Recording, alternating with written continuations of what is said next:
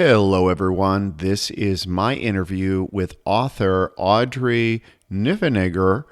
I recorded this in the middle of COVID, and it was a very interesting conversation. Audrey is an author and artist. She has achieved great success with one of her novels. It's titled The Time Traveler's Wife, and not only has it been a big bestseller, but it's also been made into movies, and it was being made into a series by HBO when we did this recording. She was a very interesting person to talk to, and I hope you all enjoy my conversation with Audrey. This episode's guest is an artist and author. If you are familiar with the best-selling novel, The Time Traveler's Wife, then you are familiar with her work. Audrey Niffenegger has a perspective on our creative selves, creative practices, and our creative minds. All of the things Eager to Know listeners love to hear about. Our episode begins with us talking about creativity in children. There are children who are obviously on a path to somewhere. And those are the children that get kind of noticed and praised. What's always interesting to me are not the people who are a slam dunk, who are just so obviously destined for some kind of creative greatness, but the people who are not so obvious, and maybe what their special genius is, it's kind of hidden, and then somehow they get there anyway. Those people I have a special soft spot for. Do you think that is something that eventually will happen to most people if they just stay with something and not get discouraged and are consistent and persistent? I don't think necessarily staying with a thing is the key. The key is a sensitivity to asking the right questions, you know? Like people say, oh, well, tell me about how you had this idea for, fill in the blank, a novel, whatever, a book. And it's not so much the idea. Like, ideas are a dime a dozen. I mean, everybody has ideas all day, every day. Ideas, big whoop. The thing that's interesting is, okay, you've got the idea. How do you develop it? Because like I say, ideas are like air. For example, the idea for The Time Traveler's Wife was the title.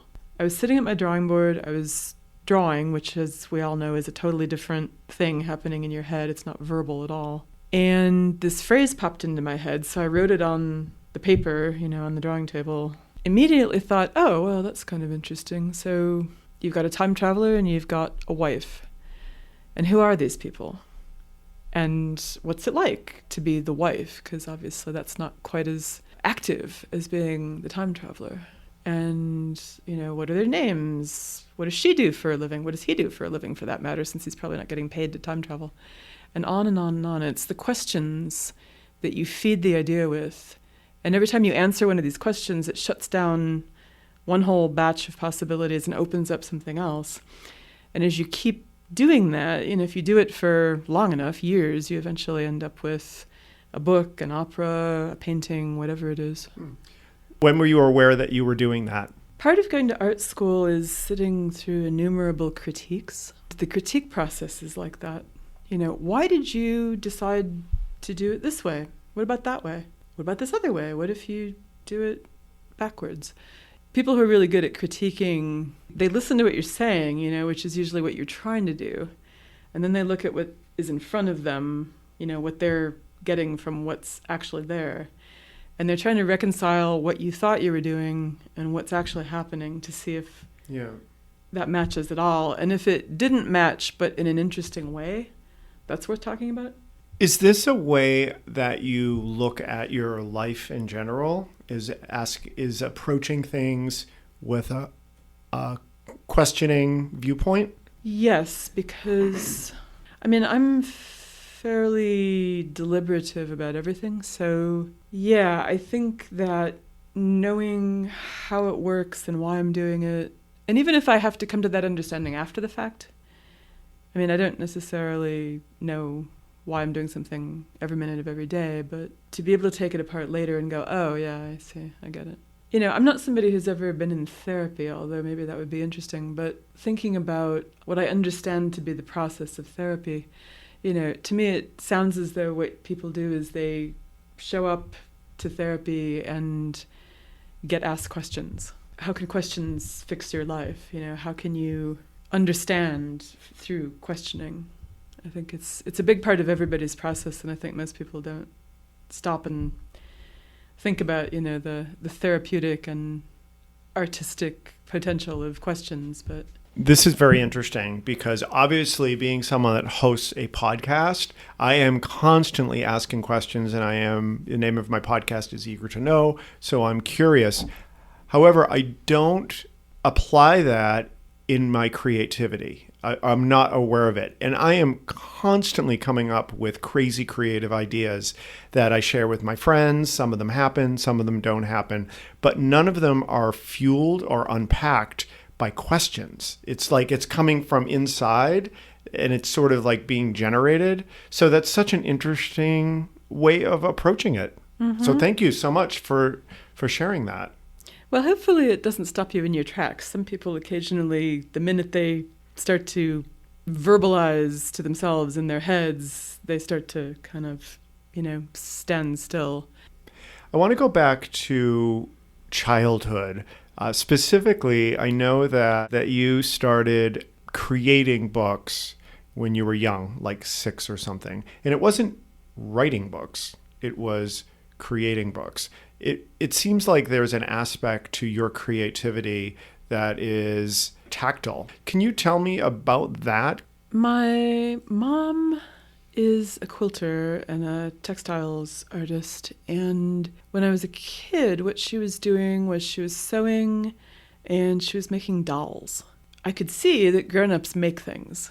It just seemed really normal to equate what I was doing with what she was doing, which of course is nonsense, but there's a straight line from what I was doing to the kind of thing she was doing. I was really interested in books from the time I was way before I was able to read, and if you can't read, the pictures are the interesting part. Your adult is going to read to you, and that's interesting, but the book itself becomes sometimes a beloved object and powerful. When I was really small, I just thought, well, I will make books. And of course, I did this just by folding up pieces of paper and drawing in them. But of course, things haven't really changed that much. I still fold up pieces of paper and make books out of them.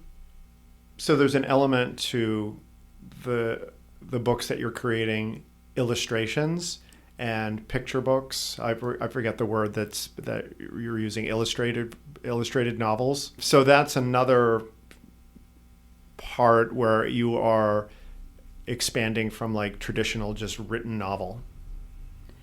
Yeah, so I do make novels that are just made out of words, mm-hmm. and I've got a few projects where it was just pictures, but mostly I'm interested in combining them. Mm-hmm. And when I was a kid, I thought I was going to grow up and be a book illustrator. Then I realized that it was almost impossible to make a living doing that unless you wanted to just do picture books for kids, which wasn't actually my main interest. Most of my stuff is actually sort of unsuitable for kids. Mm-hmm. I've seen examples of your work in writing has been either transformed into a different format, like a movie, or there was a book that you did with your husband where he did the illustrations. What is that like to have your creative stuff being transformed or being extended? Collaborating with my husband, Eddie Campbell, was really nice because, of course, we lived together, and so the stories and essays already existed, and I just sort of put everything in a big digital heap and said, here, you see what you think you can make something out of, what is inspiring to you. What was it like seeing your stories being brought to life in a different way? It reminded me of when I do a painting and then when I'm doing a show and somebody gives me what they think of it, and it makes me see oftentimes in a whole new way. Is it something, was it a similar process? Yes, because in many cases I hadn't described everything visually very intensively. So a lot of the stories have female protagonists. And of course, if you're writing the first person, you don't stand there intricately describing your own appearance. It's sort of funny. There's a cliche in bad writing where the protagonist catches sight of themselves in a mirror and they say, my mustache looks funny today or something. When, it's hard to get somebody to do that naturally. And so I had left it a bit vague. And so Eddie got to create the physical appearance for a lot of these characters. And I mean, we'd sit there and talk about it, but he would try something on and I'd be like, well, no, or yeah. He had some interesting experiences with it and tried out some things. And he wanted to do a different style for each story. So he was trying to sort of stretch out. I, meanwhile, during that time was working on my novel. So I would come over every now and then and go, oh, wow, that looks amazing. So for me, it was incredibly painless. Just came over to say, yeah, keep going, do more of that. Having things adapted in other ways has been kind of all over the charts in terms of how involved I've been, how wonderful it's been or not so wonderful. The thing that's going on right now is that Time Traveler's Wife is being adapted by Stephen Moffat into a series for HBO. And I mean, I have very minimal involvement because I can't go anywhere. And they're filming mostly in upstate New York. They're going to be here in about a little more than a month. So I'll finally get to say hello, I hope, and maybe go on set. But would that be weird or would that be exciting? Or no, I think it will be lots of fun. But of course, I'll have to get a COVID test and all those things because, they got to keep everybody safe. Right. Do you know when that's going to be out for people to see that are listening to this? My best guess is next spring. I mean, these days anything can happen, so who knows? But that's my understanding, sometime next spring. Okay. I want to talk to you about that book, that Time Traveler's Wife. Obviously, when you do anything, you're hoping it's going to be successful, whatever that may be. It sounds like that was probably exceeded your expectations. Yeah, just a bit. Okay. What did you learn from that as it relates to planning and setting goals? I hardly plan and I very rarely set goals. My friend Riva Lair and I had a conversation a while back that was pretty funny. She's a painter, an artist who's a very dear friend, and she recently wrote a book. And it's a memoir. It's called Gollum Girl. Anyway, we were talking about goals and what we thought we were going to get done in this lifetime and what we actually managed to get done. And both of us felt like we had kind of, we had done the things that were on our list of things to do. We had had shows, we've been collected by museums, we've got books published. And that's all super, except for then we looked around and we went, oh, what now? And I'm not meaning to say that I can die tomorrow and that's okay or anything, but more like the bits you can strive for or plan for are kind of over with. To proceed at this point, to go higher up in any way, in some ways it's really mostly at the behest of other people now. Okay. Like if somebody wants to give either me or Riva a MacArthur, hi MacArthur people, that's not up to me.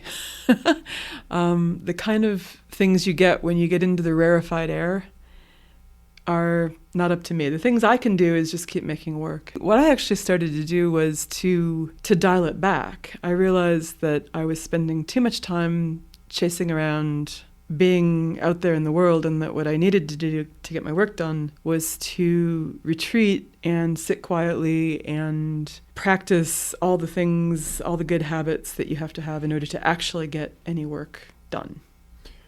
We spoke about this on the phone, and I think you referred to it as the value of the pause. Yeah. If you can't hear yourself think and you're not thinking anything new, probably you're too out there. Most people who make stuff realize that they've got to be quiet occasionally or even most of the time in order to make it work. I can relate to that. I know a lot of my creative ideas come from when I go running, which is where I am alone. I am listening to music, but I'm focusing on my breathing, and I'm in this weird mental state. And that's where, it's sort of like a meditative state. And that's where the biggest creative ideas and the biggest solutions to problems come. If I have a big problem that I can't figure out, like I'll go run 6 miles, and miraculously the ideas come. And it sounds very similar to what you're saying. It's like being quiet. That for me, that's me being quiet. Yeah, absolutely. I mean, listening to a lot of different people talk about this, running, walking, anything to do with water. Being out in nature. Nature is helpful, but cities are helpful. I mean, just going for a walk and not talking. Yeah. But yeah, motion, repetition, the kind of thing where your hands are doing something, but you don't need to think about it. You're not performing brain surgery, you're driving or throwing a pot on a wheel or knitting or, anything where something is going on, but your brain has sort of disengaged. I mean, earlier when I was talking about having the idea for Time Traveler's Wife, while I was drawing, I mean, drawing is a great activity for having ideas that are not related to the drawing that you're actually working on. Yeah. Another one is chopping vegetables for cooking, because yes. I go to Whole Foods and they have these containers filled with chopped celery. And I'm thinking, why would you buy chopped celery? Like, chopping celery and onions for cooking is one of the best parts of cooking, because it's exactly what you just said. It's you're doing something and your hands are busy, and your mind is able to think about other things, but it's distracted enough that it's sort of anchored in a way. Yeah. There's a book called Daily Rituals. What it is it's a couple of pages on 200 and some different artists, composers, scientists, poets, all kinds of creative people. And it's just talking about their day, what they did. They got up at X time of day and they ate this for breakfast. I mean, Balzac apparently would have like 20 cups of coffee a day and died of heart failure. But the prevalence among this group that's in the book of heavy amphetamine use, and, Lord knows I don't recommend that, but I've noticed that I don't know too many creative people who are not caffeine dependent. Yeah, well, I'm definitely one of them. Yeah, me too. I'm obviously not an expert in this area because I've never written a novel, but it seems like something that would take a significant amount of time, and you kind of have to stay with the same thing for a long time, for a long duration. What do you have to say about that? Do you have any, what are your comments? I've always been fairly slow. I can get a lot done in a small amount of time, but typically I work on these vast projects that are lots of these small accomplishments accruing. The book I'm working on right now, I started in 2012. I expect to finish it maybe by the beginning of next year. So that would be 10 years, almost. By the time it's edited, it will be 10 years. The thing that took the longest was a book called The Three Incestuous Sisters that I worked on for 14 years. But the thing that I tell myself that makes this okay. Okay that it's taking a long time? Okay that it's taking a long time. Okay that I'm not, Dickens flipping out, Bleak House in 10 seconds. I went to grad school at Northwestern, and one of my professors was Ed Paschke. He took us to his studio, which was on Howard Street. He had 6 paintings going at the same time. And somebody asked him, well, how long does that take? Why all at once? And he said, well, I could do a painting in a week, or I could do 6 paintings in 6 weeks. And if I do the 6 paintings in 6 weeks, I will have time to have more ideas about them. That his point was there's no rush. If you tackle this thing over a long period of time, and I've added to this in my head, not only will you have more ideas, but more things will happen to you during that time. The world will change. I mean, in the time that I've been working on this novel of mine, it's a sequel to The Time Traveler's Wife, it's set somewhat in the future, and I originally set out to write about climate change. Well, in the time since 2012, I mean, there's been significant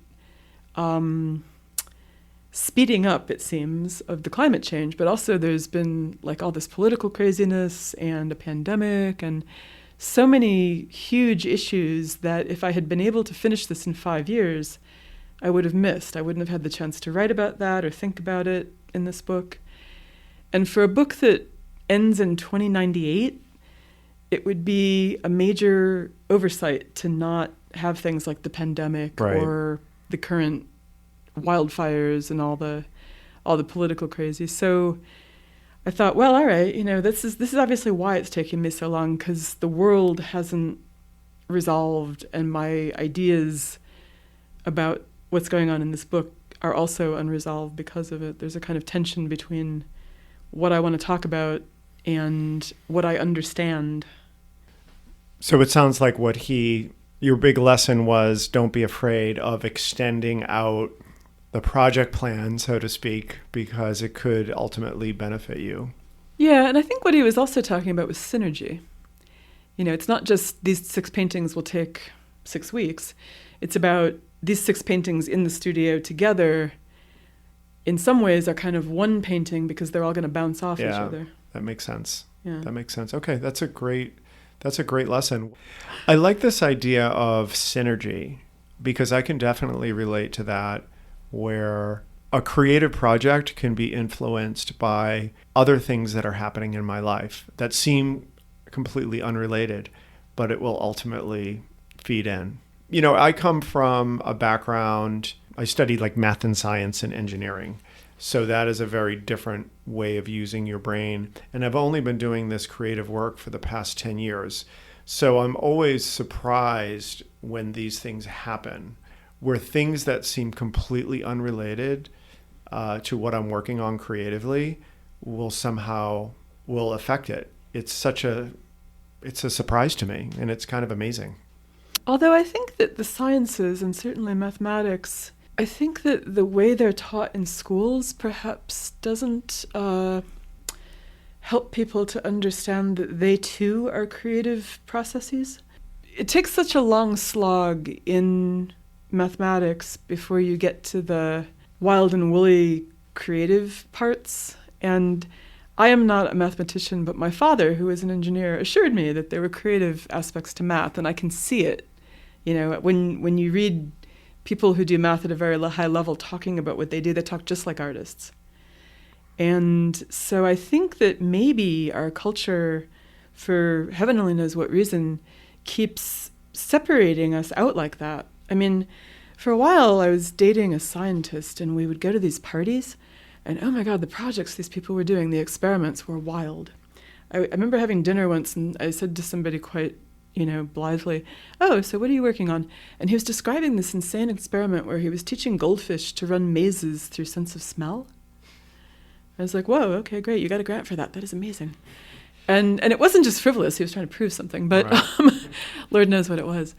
The hard sciencey people and the supposedly not so hard art people, I think the sciencey people are astonished when they realize what the artists are up to these days in the way of very complicated and huge projects that take engineering and chemistry and every other kind of thing. And then you turn around and you watch these marriages in the sciences between disciplines.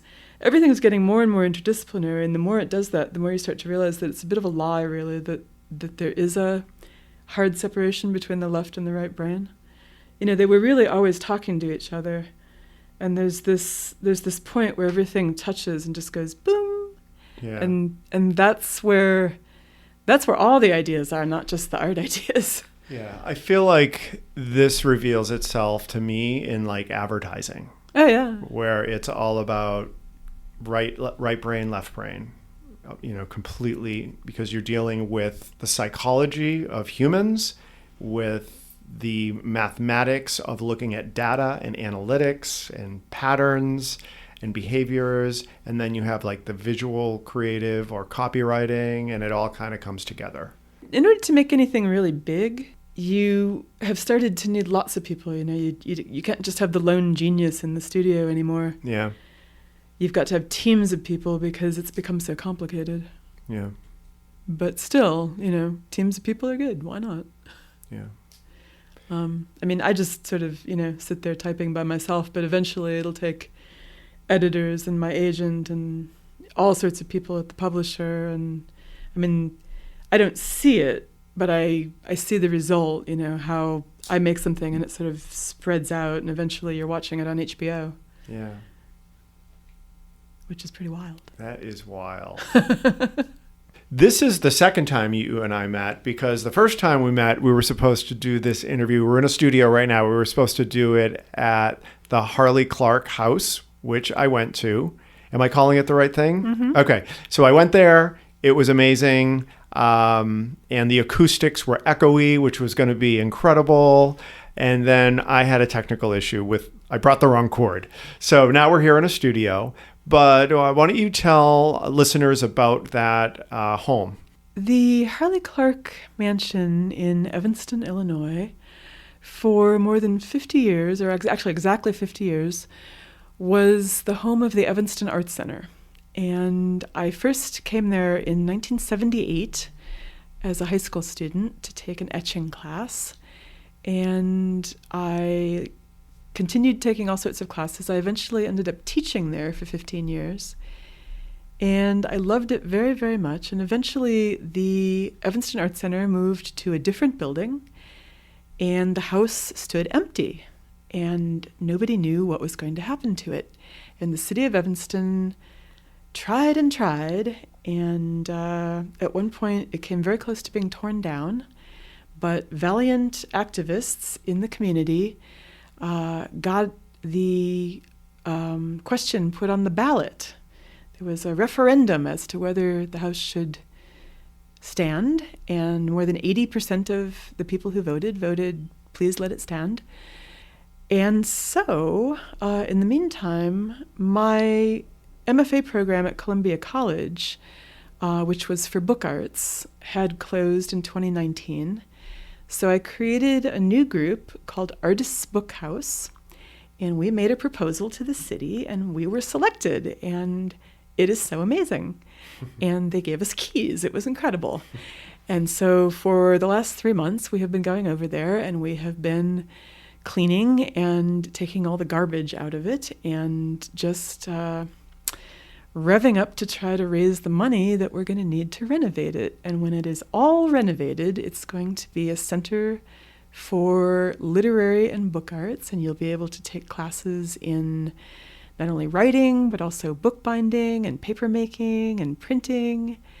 And there will be writers coming to give readings, and there will be all sorts of lovely group activities like, zine fests and comics days and all sorts of stuff for kids and for grown-ups.